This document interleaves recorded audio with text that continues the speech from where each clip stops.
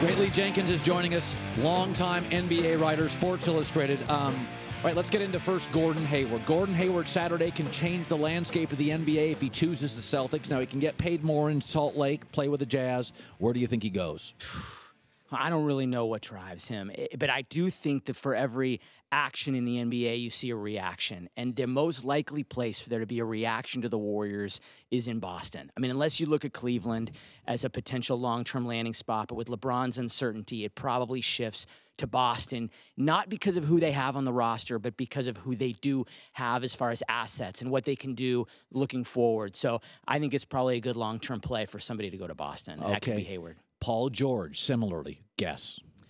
I think that one waits now for the free agent chips to fall, and he's going to have to look at if Boston does get one of those big guys, does Boston then feel like we can take out LeBron now? Like they can take him out next season? And if they do, then maybe they can make a pitch to Paul George to stay. I think Paul George wants his team. I think he still wants to be a star and the lead guy the way he was in Indiana. I think he wants to do it with the Lakers. But if you're the Lakers, that's very risky for him to go to Boston, potentially get to the finals or at least the conference finals. Win games. And guys get one over. Guys that's don't right. leave Boston. That's Most right. players like Boston. This goes against teams all the time. If you're going to wait a year, it's like you're proposing to a girl and she says yes, and then you say, okay, but you can go on a few dates. That's essentially what's happening with the Lakers and Paul George is they know they've kind of got him. They've got the inside track on him. But once you let him go to Boston or Miami or anywhere else, he's going on dates. Lakers offered Julius Randle, who is a 13-9 guy in the West, and Jordan Clarkson, who is a 15-point-a-game guy at 45% in the West. The East is a weaker conference. They also offered 2 first-round picks. Could I argue that Kevin Pritchard had a pretty good deal? The 27 and 28, though. Boston can trump anybody's deal. Yes. Like, that's why they're the most logical place for the answer to the Warriors. It's just that they can make any of these deals that they want. They could have trumped that Jimmy Butler deal. Why they're not leads you to believe that they're kind of holding out for a bigger long-term play. I don't know who that would be. I don't know if it's Westbrook. I don't know if it's Anthony Davis. But clearly they're holding out for something. And because if they want Paul George, they could make it happen very easily. All right. See, that's why they're not getting rid of all their picks. Well, they got 16. They could get rid of 3. But that's why they have so much power now, and they can really do what they want. Well, that's what Blake Griffin. Where do you think he lands? This is a guess, but I'm going to guess Miami on him. I think he's somebody, too, who's played. He's now played in a big 3. He's played with 3 guys. I think he's a guy who you could see, want to flourish a little bit and sort of have his own team. And if he goes to the Heat, he would have that, plus the culture that they have there and some of the other pieces. If I'm taking kind of a flyer on Blake Griffin to Miami. Chris Paul to the Spurs. Kristine and I agree. It feels like there's some manipulation. Chris Paul's trying to maybe get DeAndre Jordan out of town, who he struggles with. I don't buy Chris Paul to the Spurs. I think it sounds good, and I think we all conjure up the idea of it. I think he's an L.A. guy now. Yeah, I do too. I think he'll probably stay too. I mean, he's somebody whose family means a great deal to him, who's got a stable life here, and I think probably sees an ability to recruit to the Clippers moving forward, to have those open spaces with Doc Rivers and Jerry West and still make the Clippers a destination. I mean, the Lakers are putting a lot on Lonzo Ball. If he's incredible and makes everybody better the way I think a lot of us think he will, then yes, the Lakers will be a formidable presence as far as recruiting free agents down the road. But Chris Paul is still... He's still got something left, and he's got L.A. He'll have L.A. as a carrot. Lee Jenkins, senior writer, NBA, Sports Illustrated. I have said this about Lonzo Ball. I don't think he's going to be the best defender or scorer, but I think he has the potential, like Ben Simmons, to change the landscape and change basketball. Magic Johnson wasn't a great defensive player, nor was he a dominant scorer. He changed the game. Mm-hmm. He made it cool to pass. Your gut feeling, what you hear from NBA people on what they suspect Lonzo's career will look like? There's a pretty big split among NBA people, but the people who I probably most trust right now and the people who are the biggest Lonzo Ball fans are the Warriors. Warriors coaches, people around that team. The word they use, Colin, is feel. That's when they talk about Curry and Green and the guys they have and how they've put this together.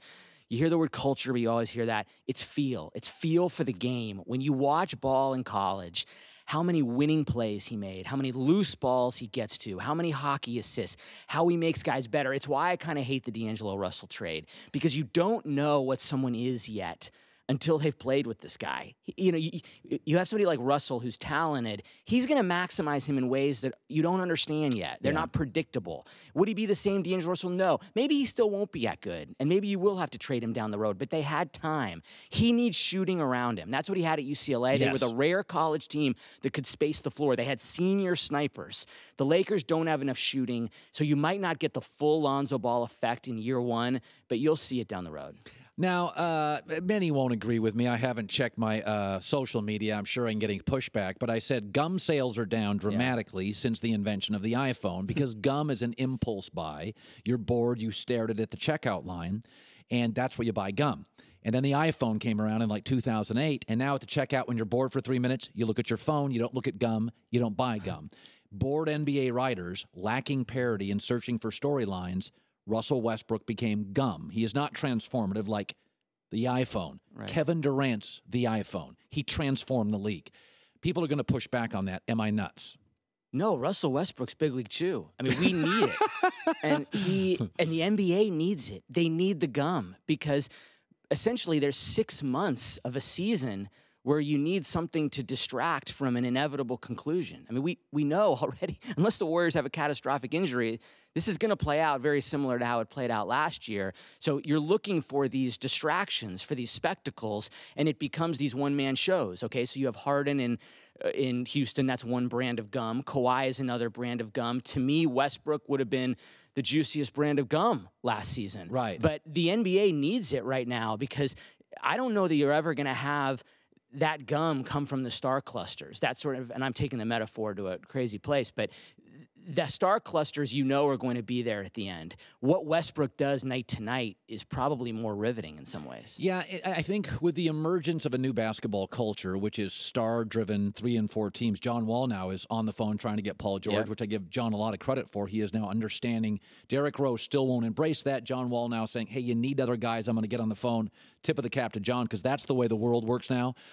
I do think that Westbrook has a very much an Iverson feel, that the NBA regular season goes up largely, Lee, against the NFL and college football. It needs stars to get us off the TV set staring at football. Right. It's not about great teams. It really is the regular season. I could make the argument with the new star clusters, the regular season now should be about the stars and the playoffs are about the all-star team. There should be 2 different MVPs. I mean, there should be a playoff MVP, and your guy would have clearly won playoff MVP. LeBron was the MVP of the playoffs. Did it serve LeBron best to win regular season MVP? No. It probably didn't. He should have coasted. He should have paced himself, just the way the Cavs did. For Westbrook, for Harden, they were going all in for regular season MVP. And that's where you have this strange dichotomy in the NBA right now. You have the teams that know they have a shot and need to pace themselves, and the ones that are one-man gangs, and they are driving a lot of the ratings, and they're driving a lot of the conversation, but in the end, we know they're going to fall flat. His name is Lee Jenkins. Did you watch the Big Three last night? I didn't watch the Big Three. I've heard a lot from people who were there, though, at Barclays on Sunday, and I thought it got pretty good reviews. I mean, it's going to be interesting. Can they stay healthy enough? This is going to become like football, right? I mean, they're going to all get banged up one Sunday. They're going to get pieced up together through the week, bandaged together, and then go out there the next Sunday. But you had 2 games go down to the wire. To me, Colin, it's not so much Iverson and the big names and Kenyon Martin. It's going to be about, do people gravitate toward this half-court style, this 3-on-3? I think it's exciting. I think it's fast. We projected a number. It quadrupled it. Wow. When is the last time a network got quadruple the rating for the projected number? Our bosses told us this morning it was 4 times greater than projection.